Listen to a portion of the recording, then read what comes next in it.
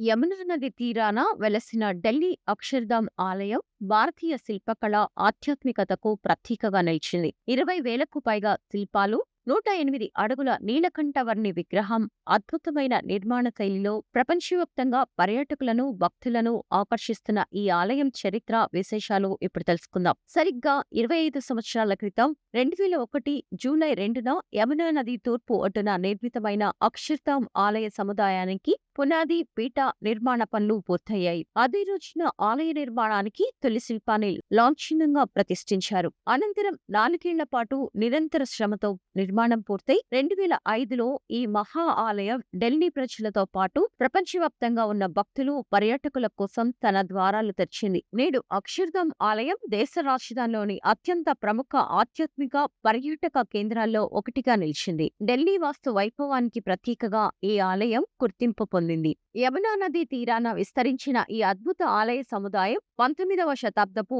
ఆధ్యాత్మిక గురువు భగవాన్ స్వామినారాయణ్కు అంకితం చేయబడింది. గులాబీ రంగు ఇసుకరాయి, తెల్లని పాలరాయితో నిర్మించిన ఈ దేవాలయంలో సుమారు 20,000కు పైగా అద్భుత శిల్పాలు చెక్కబడ్డాయి. ప్రతి శిల్పం భారతీయ సంస్కృతి, ఆధ్యాత్మికత, శిల్పకళ నైపుణ్యానికి నిదర్శనంగా నిలుస్తుంది.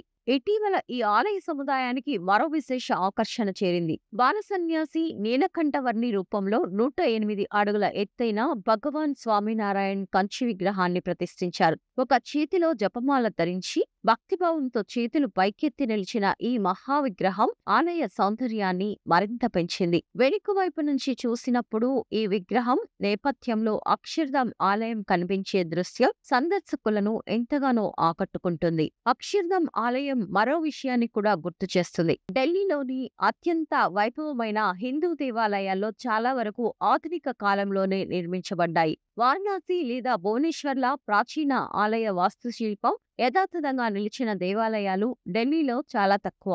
దీనికి కారణం 1206లో ఢిల్లీ సుల్తానేట్ ఆవిర్భావం నుంచి 1857లో మొఘల్ పాలన ముగిసే వరకు కొనసాగిన ఇస్లామిక్ రాజవంశుల పాలన. ఆ కాలంలో కోటలు, మసీదులు, సమాధులు, సూఫీ దర్గాలు నగర వాస్తు రూపాన్ని ప్రభావితం చేశాయి. అయితే గత శతాబ్దంలో ఢిల్లీలో నిర్మించిన ఆలయాలు నగరానికి కొత్త ఆధ్యాత్మిక గుర్తింపును తీసుకొచ్చాయి. వాటిలో మందిర్ మార్గ్లోని లక్ష్మీనారాయణ ఆలయం ప్రత్యేక స్థానం దక్కించుకుంది. విష్ణుమూర్తికి అంకితమైన ఈ ఆలయాన్ని బిర్లా కుటుంబం నిర్మించగా 1939లో మహాత్మా గాంధీ ప్రారంభించారు. విశాలమైన ప్రాంగణం, ప్రశాంతమైన వాతావరణం, పాలరాతిపై చెక్కిన దేవతామూర్తులు, మీరాబాయి వంటి భక్త కవుల శ్లోకాలతో ఈ ఆలయం భక్తులను ఆకర్షిస్తుంది. గ్రీన్ పార్క్ సమీపంలోని శ్రీ జగన్నాథ ఆలయం కూడా ఆధునిక వాస్తుశిల్పానికి మరో అద్భుత ఉదాహరణ. 1970వ దశకంలో నిర్మితమైన ఈ ఆలయం పూర్తిగా తెల్లని నిర్మాణ శైలితో ప్రత్యేకంగా కనిపిస్తుంది. అలాగే తూర్పు కైలాస్ ప్రాంతంలోని ఇస్కాన్ ఆలయం కూడా ఢిల్లీలోని ప్రముఖ ఆధునిక దేవాలయాల్లో ఒకటి. దొల్ఫూర్ రాయి, తెల్లని పాలరాయితో నిర్మించిన 3 ఎత్తైన శిఖరాలు ఈ ఆలయానికి ప్రత్యేక ఆకర్షణగా నిలుస్తాయి.